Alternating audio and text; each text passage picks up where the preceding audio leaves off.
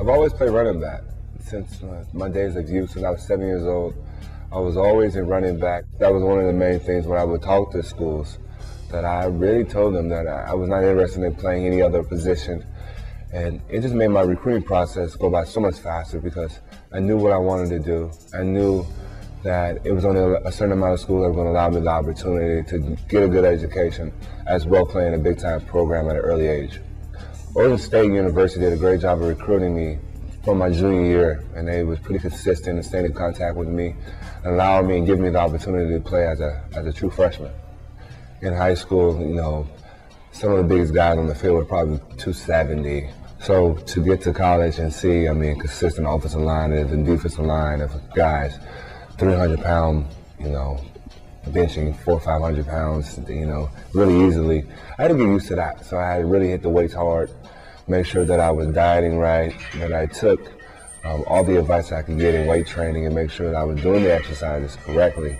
When I arrived on campus in Oregon State, I showed up in July, and then in August, around week 1, we're playing the Fresno State Bulldogs on ESPN. So I was fortunate enough not to be redshirted. I split time with the starter, which was a senior running back, and I had a chance to learn and just watch for a little bit for the first 4 or 5 games, and then we had both our starting running back and another running back as well that I was splitting time with. They both went down in the same game, so I had to shoulder the load against the USC Trojans. And as a true freshman, only 18 years old, I ran for over 100 yards in really a game that was, you know, my first game of being the future guy. And once I did that, I realized that, you know, the game of football is simple. It's a game that if you could play at a high level for a long period of time, that you will understand the game and it'll slow down for you.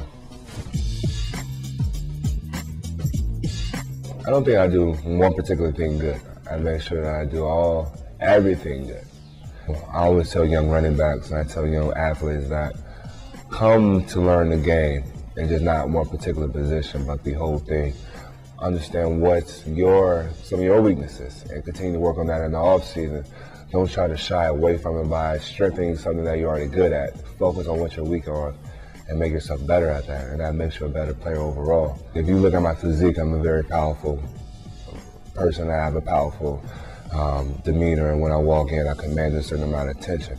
So although my physique may say he's right away, he's a powerful back, I never limit myself to that, because I could do things that a 190-pound running back can do, and I can also do things that a 250-pound fullback can do.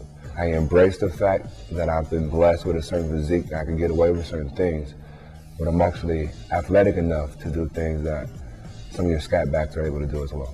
Entering my 9th season in the league is all about durability.